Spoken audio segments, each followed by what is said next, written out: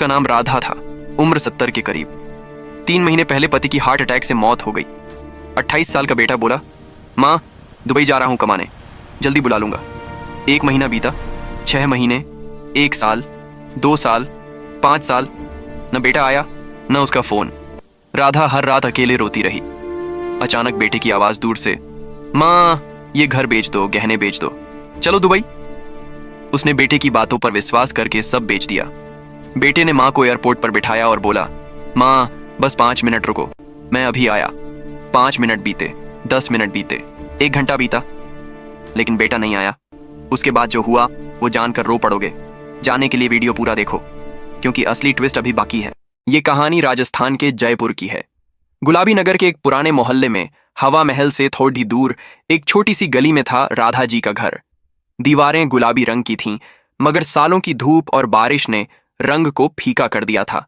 आंगन में एक पुराना नींबू का पेड़ डीएच था, जिसके नीचे कर्नल साहब शाम को कुर्सी डालकर अखबार पढ़ते थे। अब वही कुर्सी खाली पड़ी रहती थी। राधा जी की उम्र 70 के करीब थी। चेहरा अब भी सुंदर था, मगर आंखों के नीचे गहरी कालिख थी, नींद और सुकून दोनों की कमी की। बाल सफेद हो चुके थे, जिन्हें वो हर सुबह खूंटे वाली लकड़ी की कंघी से संवारती थीं। सादी हमेशा सादी कॉटन की, माथे पर छोटी सी लाल बिंदी। आवाज में अब भी राजपूताने की मिठास थी, मगर अब वो कम ही बोलती थीं। उनके पति कर्नल हरि सिंह जी आर्मी में रहे थे। 1976 की लड़ाई में बहादुरी का तमगा जीता था। रिटायरमेंट के बाद भी सीधे खड़े होते थे, छाती चौड़ी, आवाज गंभीर। उनकी सारी जमा पूंजी एक ही जगह लगी थी, बेटे राजेश की पढ़ाई पर। कोटा भेजा, अच्छे स्कूल, कोचिंग, फिर इंजीनियरिंग कॉलेज। राजेश उनका एकल था, उनकी सारी दुनिया। कर्नल साहब कहा करते थे, राधा ये लड्डीएच का हमारा नाम रोशन करेगा। फिर एक रात अचानक सीने में तेज दर्द हुआ। राधा जी ने रिक्शा रोका, अस्पताल ले गई, मगर दिल ने साथ छोड़ डीएच दिया। कर्नल साहब चले गए। घर में सिर्फ 2 लोग बचे, राधा जी और उनका लाद दीला राजेश। उसके बाद के दिन जैसे रुक से गए थे। राजेश घर में रहता तो था, मगर चुप सा रहता, मोबाइल में खोया रहता। राधा जी चुपचाप खाना बनाती, उसके सामने प्लेट रखती। राजेश 2 निवाले खाकर उठ जाता। राधा जी बर्तन मांजती और कर्नल साहब की फोटो के सामने बैठकर रोती। फिर एक सुबह राजेश कमरे से निकला। सफेद शर्ट पहनी थी, बाल संवारे हुए थे। उसने कहा, माँ दुबई से बहुत बड़ी कंपनी का ऑफर आया है, सैलरी बहुत अच्छी है, मुझे जाना पड़ेगा। राधा जी चाय का कप हाथ में ही रह गया। उनकी आंखें भर आईं, मगर उन्होंने मुस्कुराने की कोशिश की। आवाज कांप गई, कब जाना है बेटा? 10 दिन में। राधा जी कुछ न बोली, बस धीरे से उठी, राजेश के पास गईं, उसके माथे को छुआ और बोली, जा बेटा, भगवान तेरी हर मनोकामना पूरी करे। बस एक वादा कर, रोज फोन करेगा, मैं तेरी आवाज के बिना नहीं जी पाऊंगी। राजेश ने माँ को गले लगाया, माथे को चूमा और बोला, पक्का माँ, हर रोज बात करेंगे, और बस कुछ महीने की बात है, फिर आपको भी अपने पास ले जाऊंगा, आप अकेली नहीं रहेंगी। राधा जी ने आंसू पी लिए, हंसते हुए कहा, जा, तेरा भविष्य बनना चाहिए, माँ तो माँ है, तेरे लिए कुछ भी करेगी। 10 दिन बाद सुबह सुबह टैक्सी आई। राजेश ने अपना सूटकेस उठाया, राधा जी के पैर छुए। राधा जी ने आशीर्वाद दिया, मंगलसूत्र से एक रक्षा कवच निकालकर उसके गले में डाल दिया। राजेश ने माँ को फिर गले लगाया और चल पड़ा। दरवाना होने से पहले उसने दरवाजे पर मुड़कर देखा। राधा जी आंगन में खड़ी थीं, हाथ जोड़े, आंखें नम, मगर होंठों पर मुस्कान। टैक्सी धूल उड़ाती चली गई। राधा जी देर तक दरवाजे पर खड़ी रहीं, फिर धीरे से दरवाजा बंद किया और पहली बार उस बड़े से घर में अकेले कदम रखा। राजेश के जाने के बाद घर में सन्नाटा पसार गया। पहले दिन राधा जी सुबह से शाम तक दरवाजे की ओर ताकती रहीं, फोन को बार बार उठाती, देखती, कोई मिस्ड कॉल तो नहीं। रात को सोते वक्त फोन तकिए के नीचे रखती कि कहीं रिंग बजे तो तुरंत उठ जाए, मगर फोन खामोश रहा। दूसरे दिन भी वही, तीसरा, 7वां, फिर पूरा महीना। हर शाम वो आंगन की चौकी पर बैठती, फोन गोद में रखकर सूरज डूबने का इंतजार करती। हवा में नींबू के पत्तों की खुशबू आती, मगर दिल में बस एक ही सवाल, आज भी नहीं करेगा? रातें सबसे भारी होती। बिस्तर पर लेटते ही आंखों के सामने राजेश का बचपन घूम जाता।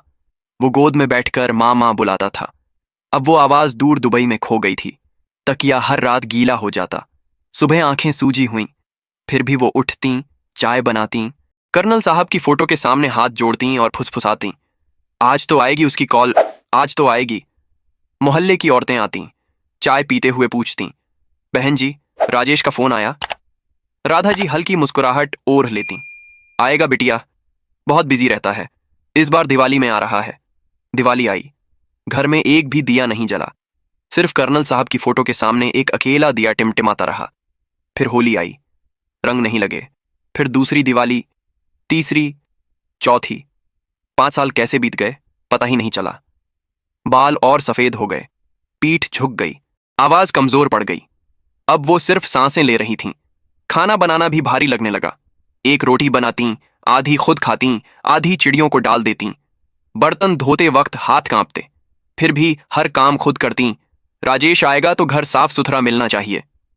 हर शाम वही रस्म, दिया जलाना, कर्नल साहब की फोटो को प्रणाम करना, फिर फोटो के पास बैठकर फुसफुसाना, तुम्हारे लाल को बुलाओ ना, एक बार बस आ जाए। फिर एक दिन सर्दी की शाम थी, 4 बज रहे थे। बाहर हल्की कुहासा छाया था। दरवाजे पर धीरे धीरे दस्तक हुई। थक थक थक। राधा जी ने लाठी टेकते हुए दरवाजा खोला। सामने खड़ा था राजेश, 5 साल बाद। सफेद शर्ट पर हल्की धूल, चेहरा दुबई की तेज धूप से झुलस गया था। आंखों के नीचे थकान की गहरी लकीरें, हाथ में एक छोटा सा काला बैग। राधा जी का हाथ से लाठी छूट गई, पैर लड़खड़ा गए। वो कुछ बोल नहीं पाई, बस आगे बढ़ी, राजेश के माथे पर होंठ रख दिए और फूट फूट कर रो पड़ी, जैसे 5 साल का सारा दर्द एक साथ बाहर आ गया। राजेश ने भी मां को कसकर गले लगाया। उसकी शर्ट मां के आंसुओं से भीग गई। धीमी कांपती आवाज में बोला, मां मैं आ गया। राधा जी रोते रोते बोली, कहां था रे? एक फोन, एक खता भी नहीं, मैं तो मर मर के जी रही थी बेटा। राजेश ने आंखें नीची कर लीं। सॉरी मां, वहां बहुत काम था, सच में बहुत काम था। अगली सुबह ही राजेश ने कहा, मां अब ये घर बेच दो, आपके सारे गहने भी बेच दो, मेरे साथ दुबई चलो। मैंने वहां शादी कर ली है, 2 बच्चे हैं, पोता और पोती। वो आपको बहुत याद करते हैं। अब हम सब हमेशा साथ रहेंगे। राधा जी का दिल चीर गया। ये घर कर्नल साहब की आखिरी निशानी था। हर दीवार में उनकी हंसी बसी थी, मगर बेटे की आंखों में वो पुरानी चमक देखकर वो चुप हो गईं। बस धीरे से सिर हिला दिया। 1 महीने में राधा जी की सारी दुनिया सिमटकर खत्म हो गई। वो घर जिसकी नींव कर्नल हरि सिंह ने 1975 में खुद अपने हाथों से खोदी थी, जिसकी पहली ईंट पर राधा जी ने खुद लाल चुनरी ओढ़ कर पूजा की थी, जिसके आंगन में राजेश ने लड़खड़ाते कदमों से मां पहली बार पुकारा था, जिसकी छत पर कर्नल साहब ने रात रात भर बैठकर बेटे को सितारे गिनवाए थे, वो घर अब किसी और का हो गया। चाबी सौंपते वक्त राधा जी की उंगलियां कांप रही थीं। नया मालिक मुस्कुरा रहा था। राधा जी की आंखों में सिर्फ खालीपन था। गहने गए, वो मंगलसूत्र जिसे कर्नल साहब ने अपनी पहली सैलरी के आखिरी पैसे से खरीदा था, ये तेरे गले में हमेशा रहेगा, उन्होंने कहा था। वो सोने की छोटी सी नथ जिसे राजेश के जन्म के बाद सासू मां ने नाक में पहनाई थी, वो कानों के झुमके जो मुंडन संस्कार में ननिहाल से आए थे, सब एक एक करके तिजोरी से निकले, लाल कपड़े में लपेटे गए, फिर ज्वेलर की तराजू पर रखे गए। ज्वेलर ने कहा, बहन जी पुराने डिजाइन हैं, रेट कम मिलेगा। राधा जी ने सिर्फ सिर हिलाया। पैसे राजेश ने अपने फोन से ही ट्रांसफर करा लिए।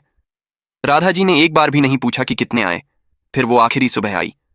राजेश नहा धोकर नया कुर्ता पहनकर आया, हाथ में 2 हवाई टिकट लहराते हुए बोला, चलो मां आज दुबई, आज से नया जीवन शुरू।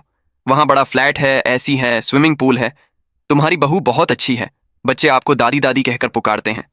राधा जी अलमारी खोलकर देर तक खड़ी रहीं। फिर सबसे नीचे रखी बनारसी साड़ी निकाली, लाल गोल्डन बॉर्डर वाली, जिसे उन्होंने 1972 में पहली बार कर्नल साहब के साथ जयपुर स्टेशन उतरते वक्त पहना था। साड़ी अब पुरानी हो चुकी थी, रेशम की कुछ डोरियां उधड़ी हुई थीं, फिर भी राधा जी ने उसे प्यार से झाड़ा, पहना। माथे पर छोटी सी गोल बिंदी लगाई, आंखों में काजल की एक पतली लकीर खींची, हाथ में बस एक छोटा सा पोटला बांधा। उसमें सिर्फ 3 चीजें, कर्नल साहब की फोटो, उनका रिटायरमेंट मेडल और 2 जोड़ी साड़ियां। टैक्सी आई। राधा जी ने आखिरी बार घर को देखा। दरवाजा बंद था, खिड़कियां बंद, नींबू का पेड़ सूना, लगा जैसे घर भी आंसू बहा रहा हो। राधा जी ने हाथ जोड़े, धीरे से कहा, माफ करना, हमें जाना पड़ रहा है। फिर टैक्सी में बैठ गईं। जयपुर एयरपोर्ट, भीड़, शोर, ठंडी हवा, अनाउंसमेंट की आवाजें। राजेश ने कहा, मां आप यहीं बेंच पर बैठो, मैं चेक इन करा के अभी आया, सिर्फ 5 मिनट। राधा जी ने मुस्कुराने की कोशिश की। जा बेटा, मैं यहीं हूं। पहले 5 मिनट सामान्य थे। 10वें मिनट में दिल धुक धुक करने लगा। 20वें मिनट में हाथ पैर ठंडे पड़ने लगे। आधे घंटे बाद राधा जी उठकर इधर उधर देखने लगीं। हर सफेद शर्ट वाले को राजेश समझकर पास जाने लगीं। 1 घंटा हो गया, राजेश कहीं नहीं था। राधा जी वापस बेंच पर बैठी, पोटला गोद में कसकर दबाया, आंसू बिना आवाज रोने लगीं। होंठ कांप रहे थे। लोग आ जा रहे थे, कोई रुक कर नहीं देख रहा था। तभी एक सिक्योरिटी गार्ड, नाम था विनोद, उम्र करीब 45, राजस्थान पुलिस की पुरानी वर्दी में। उसने देखा एक बुजुर्ग माँ अकेली रो रही हैं। पास आया, झुककर बोला, माँ जी, कोई परेशानी है? आप ठीक तो हैं? राधा जी ने कांपती आवाज में सब सुना दिया। 5 साल का इंतजार, बेटे का आना, घर गहने बिकवाना, दुबई का सपना, और अब ये गायब होना। विनोद का चेहरा सख्त हो गया। उसने राधा जी को सहारा देकर उठाया और सीधे कंट्रोल रूम ले गया। वहां बड़ी स्क्रीन पर फुटेज चलाई गई।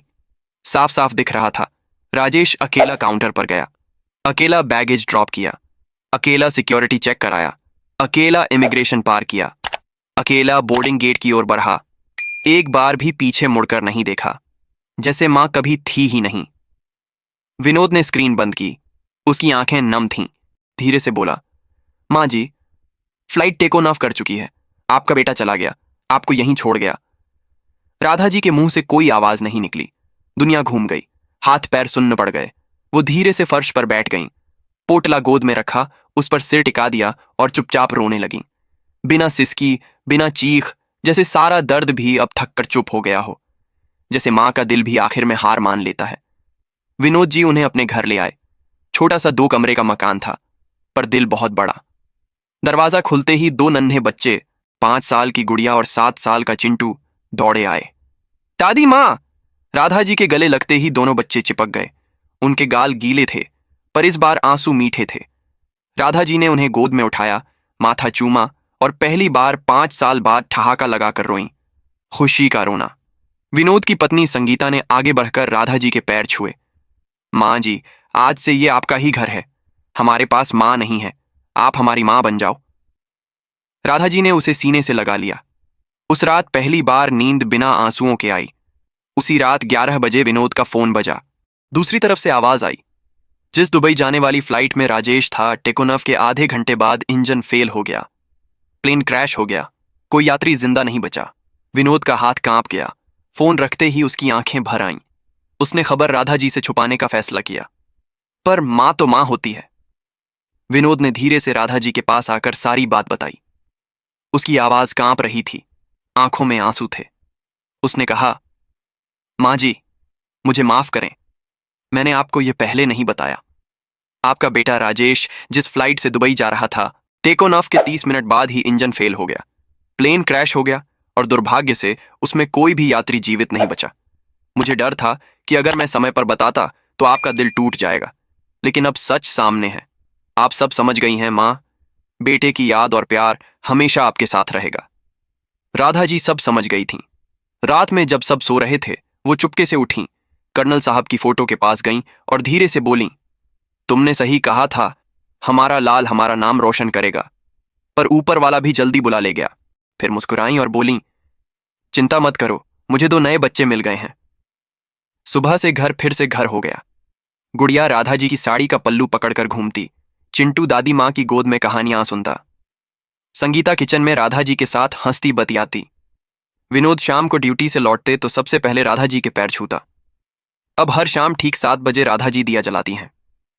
कर्नल साहब की फोटो के सामने एक दिया और बगल में गुड़िया चिंटू के साथ मिलकर पूरे घर में छोटे छोटे दिए सजाती हैं।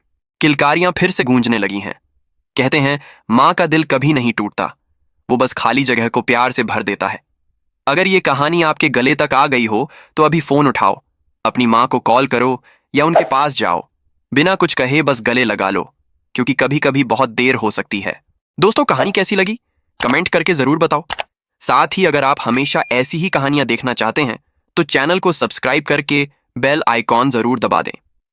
मिलते हैं और एक दिल को छू लेने वाले वीडियो में। तब तक जय हिंद, वंदे भारत।